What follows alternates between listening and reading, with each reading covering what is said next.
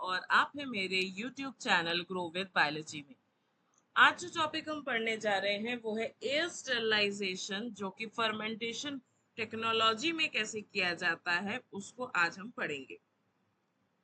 तो चलिए बढ़ते हैं एयर स्टरलाइजेशन टेक्निक्स की तरफ। सबसे पहले समझते हैं कि एयर स्टरलाइजेशन क्या है। एयर स्टरलाइजेशन एक प्रोसेस है जिससे हम माइक्रो ऑर्गेनिज्म को हटा सकते हैं, या कोई कंटामिनेंट है, पार्टिकुलेट मैटर है एयर में, उसको हटा सकते हैं। कौन से एयर से हटाओगे? जो एयर फर्मेंटर के अंदर जाने वाला है। अगर अभी तक आपने सारे क्लासेस अटेंड की है तो आपको समझ में आ रहा होगा कि एक फर्मेंटर एक डब्बे जैसा है या कंटेनर जैसा है जिसके अंदर फर्मेंटेशन प्रोसेस होगा, और इसमें एक पाइप लगी होगी जहां से एयर एंटर करेगा। तो वो जो पाइप है, उस पाइप से जो एयर एंटर करे वो एयर स्टेरिलाइज्ड होना चाहिए। उस एयर में कोई माइक्रो ऑर्गेनिज्म, कोई पार्टिकुलेट कंटामिनेंट्स नहीं होना चाहिए। तो स्टेराइल एयर कब जरूरत पड़ेगा? जब प्रोसेस एरोबिक हो। अगर एनारोबिक प्रोसेस है तो एयर की जरूरत नहीं होगी। अगर आप स्टेरलाइज्ड एयर यूज करते हैं फर्मेंटेशन के वक्त, तो इससे आपका जो माइक्रो ऑर्गेनिज्म है वो प्रॉपरली ग्रो करेगा, कोई कंटामिनेंट्स नहीं होगा। तो अगर हम डेफिनेशन की बात करें तो एयर स्टेरलाइजेशन एक टेक्निक है जिससे आप वायबल माइक्रो ऑर्गेनिजम्स को हटाते हो और फर्मेंटर में उस एयर को, प्यूरिफाइड एयर को आप एंटर करवाते हो। तो ये एक टेक्निक है। इम्पोर्टेंस क्या है? इसमें कंटामिनेशन को रोकने की पॉसिबिलिटी है, जिससे बैक्टीरिया, फंगस, पोर्स, ये सारा चीज आपके फर्मेंटर के अंदर नहीं घुसेगा। इसमें प्योर कल्चर जो आपने फर्मेंटेशन स्टार्ट करते वक्त यूज किया था वही मेंटेन रहेगा। ये क्वालिटी और यील्ड दोनों को इम्प्रूव करने में हेल्प करेगा, क्योंकि कोई कंटामिनेशन नहीं है तो जो प्रोडक्ट बनना चाहिए वो अच्छे रेट में बनेगा। ये इकोनॉमिक लॉसेस को जो कि कंटामिनेशन के कारण होता है उसको अवॉइड करेगा, और ये एक गुड मैन्युफैक्चरिंग प्रैक्टिस है। एप्लीकेशन कहाँ कहाँ यूज होता है? Antibiotic production, enzyme production, organic acid, vaccine और ईस्ट कल्टीवेशन, इन सब प्रोसेस में एरोबिक रिस्पॉन्सिबिलिटीज होती है। तो एरोबिक होने के कारण यहाँ पे हमको ऑक्सीजन देना होगा। कहाँ से एयर कंटामिनेट हो सकता है या किस किस तरह से एयर कंटामिनेट होता है? सबसे पहले आते हैं डस्ट पार्टिकल्स। बैक्टीरिया के स्पोर्स हो सकते हैं, फंगल के स्पोर्स हो सकते हैं, वायरस हो सकता है, पोलन ग्रेन्स हो सकता है एटमॉस्फेयर में, मॉइस्चर प्रेजेंट हो सकता है, और जहां पे मॉइस्चर होगा वहां पे माइक्रो ऑर्गेनिज्म का लोड बढ़ जाएगा। एक टिपिकल माइक्रोबियल लोड की अगर हम बात करें तो पर मीटर क्यूब एरिया में, पर मीटर क्यूब वॉल्यूम में 1 to 10 मिलियन माइक्रो ऑर्गेनिज्म होते हैं। ये नॉर्मल माइक्रोबियल लोड है। अब यही माइक्रो ऑर्गेनिजम्स अगर बहुत खतरनाक या पैथोजेनिक होंगे तो ये डिजीज कॉज कर देंगे, और अगर ये नॉर्मल है, नॉन पैथोजेनिक है, तो आपको डिजीज कॉज नहीं करेंगे। पर माइक्रो ऑर्गेनिजम्स तो होते ही है। अब आते हैं स्टेराइल एयर फर्मेंटेशन में डालने का फायदा क्या और नुकसान क्या। अगर हम पहले नुकसान देखते हैं, अगर स्टेराइल एयर नहीं डाला तो उस फर्मेंटर के अंदर कंटामिनेशन होगा। कंटामिनेशन मतलब दूसरा माइक्रो ऑर्गेनिज्म ग्रो कर जाएगा, और अगर दूसरा माइक्रो ऑर्गेनिज्म ग्रो कर रहा है तो आपने जो खाना दिया है, जो आपने मीडिया दिया है, वो मीडिया दोनों में डिवाइड हो जाएगा। जो ओरिजिनल माइक्रो ऑर्गेनिज्म है और जो अनवांटेड माइक्रोब्स है उसमें। तो अनवांटेड माइक्रोब्स भी न्यूट्रिएंट्स को कंज्यूम करेंगे, तो आपके ओरिजिनल माइक्रो ऑर्गेनिज्म जो आपने डिजायर डाला था उसको खाना अब कम मिलेगा। फिर आते हैं प्रोडक्ट क्वालिटी, और क्वालिटी या इसका जो प्रोडक्शन होगा, वो प्रोडक्ट क्वालिटी जो होगा वो डिक्रीज हो जाएगा। नेक्स्ट आते हैं अब हम की जरूरत क्यों है। एरोबिक माइक्रो ऑर्गेनिजम्स को ही ऑक्सीजन की जरूरत पड़ेगी। इसमें सेलुलर रेस्पिरेशन के लिए जरूरत पड़ता है, ग्रोथ के लिए बायोमास प्रोडक्शन या प्रोडक्ट सिंथेसिस। एग्जांपल्स देखिए, एस्परजिलस नाइगर यूज करते हैं हम सिट्रिक एसिड प्रोडक्शन में, पेनिसिलियम काइजोजेनम यूज करेंगे पेनिसिलिन में, बैसिलस सबटिलिस यूज करते हैं बहुत सारे एंजाइम प्रोडक्शन में, और सैक्रोमाइसिस सर्विसी जो कि ईस्ट है वो ईस्ट के बायोमास प्रोडक्शन में यूज होता है। नेक्स्ट आते हैं methods of air sterilization. Air sterilization के लिए हम कौन कौन सा मेथड यूज करते हैं। सबसे पहले आता है हीट स्टेरिलाइजेशन, जिसमें आता है कंप्रेस्ड एयर को हीट करते हैं, पर इसमें एनर्जी बहुत ज्यादा लगता है और ये बहुत ही रेयरली इंडस्ट्री में यूज होता है। दूसरा आता है केमिकल स्टेरिलाइजर्स। केमिकल स्टेरिलाइजेशन में फॉर्मल्डिहाइड यूज होता है, इथिलीन ऑक्साइड, ये दोनों केमिकल्स यूज होते हैं। पर इन दोनों के यूज से एक जो प्रॉब्लम होता है वो ये है कि इसका ये टॉक्सिक भी हो जाता है। तो अगर ये टॉक्सिक है तो उस केसेस में आप उसको यूज नहीं कर पाएंगे। फिल्ट्रेशन जो सबसे कॉमन रोल है या सबसे कॉमन मैकेनिज्म है, उसमें माइक्रो ऑर्गेनिज्म को फिल्टर पेपर के मदद से इजीली रिमूव किया जाता है। और ये फिल्टर पेपर कैसा फिल्टर पेपर होता है, जो कि पोर्स इसके इतने माइन्यूट होते हैं या इतने कम होते हैं जिससे माइक्रो ऑर्गेनिज्म एंट्रैप हो जाते हैं। तो इसीलिए जो एयर इस फिल्ट्रेशन को पास करता है उससे कहीं पे भी आगे माइक्रो ऑर्गेनिज्म मूव नहीं करेगा। नेक्स्ट आते हैं इसकी एफिशिएंसी की तरफ। तो ये सबसे ज्यादा एफिशिएंट है एज कंपेयर टू हीट और केमिकल स्टेरिलाइजेशन। अब आते हैं एयर फिल्ट्रेशन के प्रिंसिपल पे।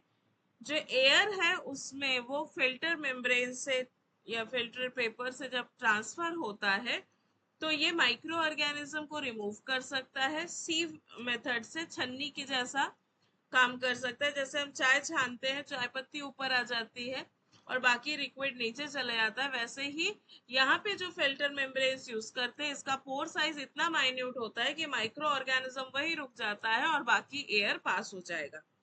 इनर्शियल इम्पैक्शन, इंटरसेप्शन, डिफ्यूजन के थ्रू भी माइक्रो ऑर्गेनिज्म आप रिफ्यूज कर सकते हो, और इलेक्ट्रोस्टैटिक अट्रैक्शन के थ्रू। तो ये नए टेक्निक्स है जिसको हम इंडस्ट्री या कमर्शियलाइज बेस पे यूज कर सकते हैं। इससे स्टेरलाइज्ड कंप्रेस एयर फर्मेंटेशन के अंदर इजीली जा सकता है। एयर फिल्टर की अगर बात करें तो पहला होता है डेप्थ फिल्टर, जहां पे यूज होता है ग्लास वुल, कॉटन वुल या फिर फाइबर ग्लास।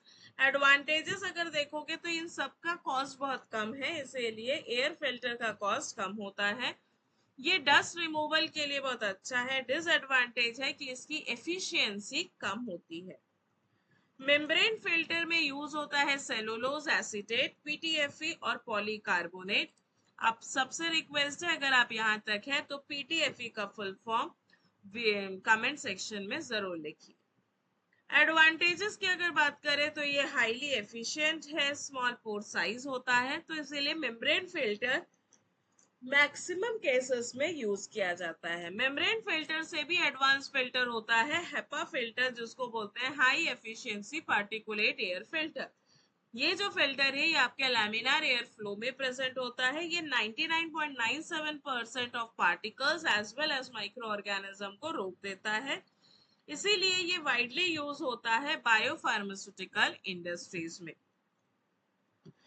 अब अगर हम टेक्निक देखें तो एटमॉस्फेयर एयर को एक एयर कंप्रेसर के थ्रू पास किया जाता है, फिर उसको कूल किया जाता है मॉइस्चर को सेपरेट करके, फिर जो एयर रिसीव हो रहा है उसको प्री फिल्टर करके फिर हेपा फिल्टर से पास करके स्टेराइल एयर को फर्मेंटर में डाला जाता है। फिर से एक बार देख लेते हैं। जो नॉर्मल एयर है पहले वो कंप्रेस किया जाता है, फिर उसको ठंडा करके सेपरेट किया जाता है। जो सेपरेशन होगा तब मॉइस्चर अलग हो जाता है, और ड्राई एयर जो है वो रिसीवर में जाता है, वहां पे प्री फिल्टर होता है। प्री फिल्टर के बाद हेपा फिल्टर से उसको फिल्टर किया जाता है, और उसके बाद जो एयर रहता है वो एयर मूव कर जाता है फर्मेंटर के अंदर। कंपोनेंट्स क्या क्या होंगे? सबसे पहला एयर कंप्रेसर यूनिट जो आपके एटमॉस्फेयर एयर को कंप्रेस करे, कूलर जो आपके एयर टेम्परेचर को कम करे, मॉइस्चर जो कंडेंस्ड वाटर को रिमूव करे। फिर आते हैं एयर रिसीवर्स जो आपके कंप्रेस्ड एयर को स्टोर करता है, प्री फिल्टर्स जो डस्ट को रिमूव करता है, और हेपा फिल्टर जो माइक्रो ऑर्गेनिज्म को रिमूव करता है। तो ये डायग्राम आपके आंसर में होना चाहिए, ये जो फ्लो चार्ट है वो, और ये सारे जो मेथड्स हर एक स्टेप्स के लिए जो इम्पोर्टेंट कंपोनेंट्स है वो क्या फंक्शन कर रहा है ये भी आपके आंसर में होना चाहिए। फिर आते हैं हेपा फिल्टर की कैरेक्टरिस्टिक्स में। ये ग्लास माइक्रो फाइबर से बना होता है, इसकी एफिशिएंसी 99.97% है। पार्टिकल साइज है 0.3 माइक्रोमीटर। इस साइज के पार्टिकल्स को भी ये स्टेरलाइज कर सकता है या रोक सकता है। ये स्टेरलाइजेबल है, इसको बार बार यूज कर सकते हो। इसका शेल लाइफ जो है वो काफी बड़ा है। ये fermenters, clean rooms, pharmaceutical industries और बायोसेफ्टी लेबोरेटरीज में यूज होता है। Factors affecting air sterilization efficiency. अब ये प्रोसेस तो हमने पढ़ लिया, तो इसको चेंज करने वाला या मैनिपुलेट करने वाला या इफेक्ट करने वाले कौन कौन से फैक्टर्स है? एयर फ्लो रेट होना चाहिए, फिल्टर पोर साइज चेंज होगा तो एफिशिएंसी बदल जाएगी, ह्यूमिडिटी बदली तो बदल जाएगा, वैसे ही टेम्परेचर और प्रेशर ड्रॉप से भी आपके स्टेरिलाइजेशन एफिशिएंसी चेंज होंगे। डस्ट का कंसंट्रेशन, फिल्टर का मेंटेनेंस और प्रॉपर मॉनिटरिंग, ये सारा चीज अगर आप नहीं कर रहे हैं तो आपके स्टेरिलाइजेशन की एफिशिएंसी चेंज हो सकती है। अब आते हैं हम एडवांटेजेस पे। ये एक हाईली एफिशिएंट टेक्निक है, इसमें केमिकल फ्री प्रोसेस होता है, ये कंटिन्यूसली ऑपरेट कर सकते हैं, इसका मेंटेनेंस चार्ज कम है, इसमें कोई ऑक्सीजन का इफेक्ट का कोई चेंजेस नहीं है, और ये लार्ज स्केल फर्मेंटेशन में हेपा फिल्टर्स आप इजीली यूज कर सकते हो। लिमिटेशन क्या है? इसमें रेगुलर रिप्लेसमेंट की जरूरत पड़ सकती है, प्रेशर ड्रॉप हुआ तो एनर्जी कंजम्पशन जो है वो ज्यादा हो जाएगा। अगर मॉइस्चर आ रहा है, हम हालांकि हमने मॉइस्चर को पहले कंट्रोल कर लिया है, पर इनकेस मॉइस्चर रेगुलर बेसिस पे आ रहा है तो आपके फिल्टर्स को डैमेज कर सकता है। इंस्टॉलेशन अगर सही ढंग से नहीं किया है तो कंटामिनेशन आ सकता है, और हाई क्वालिटी फिल्टर्स जो हेपा में यूज होता है ये एक्सपेंसिव होता है।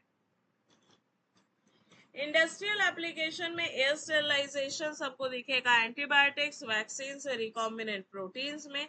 एंजाइम्स हमको दिखता है ऑर्गेनिक एसिड्स के प्रोडक्शंस में, अमीनो एसिड्स या बेकर्स ईस्ट या एससीपी प्रोडक्शन में। यहाँ सब जगह पे क्योंकि ये मेजरली एरोबिक प्रोसेस है तो यहाँ पे एयर फिल्ट्रेशन यूनिट्स यूज होते हैं। अब अगर हम कंपैरिजन करें तो हीट जो है वो हाई टेम्परेचर के बेस पे है, केमिकल्स जो है वो केमिकल के कंपोनेंट्स के बेस पे स्टेरलाइज करता है, फिल्ट्रेशन फिजिकल रिमूवल करता है, यूवी रेडिएशन डीएनए डैमेज करता है। अगर एफिशिएंसी देखें तो हीट सबसे ज्यादा एफिशिएंट है और फिल्ट्रेशन बहुत ज्यादा एफिशिएंट है। यूवी रेडिएशन सरफेस स्टेरिलाइजेशन करेगा, फिल्ट्रेशन सबसे कॉमन मेथड्स है जो इंडस्ट्रीज में यूज होता है, केमिकल्स रेयरली यूज होता है क्योंकि ये केमिकल्स कहीं पे रिएक्ट हो जाते हैं या फिर खुद ही वो टॉक्सिक है, और हीट जो है इंडस्ट्रियल यूज में बहुत कम जगह पे यूज होता है। ये टेबल भी आपके आंसर में होना चाहिए। फिर अगर हम आखिरी में समराइज करें तो एयर स्टेरिलाइजेशन एक एसेंशियल एरोबिक फर्मेंटेशन है। इसमें फिल्ट्रेशन जो है इसको हम प्रेफर किया जाता है। HEPA filter excellently micro organism को रिमूव करता है, प्रॉपर एयर स्टेरिलाइज करता है, कंटामिनेशन फ्री फर्मेंटेशन बना मीडियम बना लेता है, और ये हाई प्रोडक्टिविटी को यूज करता है। इससे आप अगर हेपा फिल्टर्स यूज कर रहे हैं तो कंटामिनेशन रेट इतना कम हो जाता है कि प्रोडक्टिविटी ऑटोमेटिकली बढ़ जाती है, साथ ही क्वालिटी ऑफ प्रोडक्ट भी इम्प्रूव होता है। तो आज के लिए इतना ही, ये था एयर स्टेरिलाइजेशन। नेक्स्ट हम पढ़ेंगे media sterilisation. In fermentation technology. तो यहाँ तक बने रहने के लिए बहुत बहुत धन्यवाद। Thank you and happy study.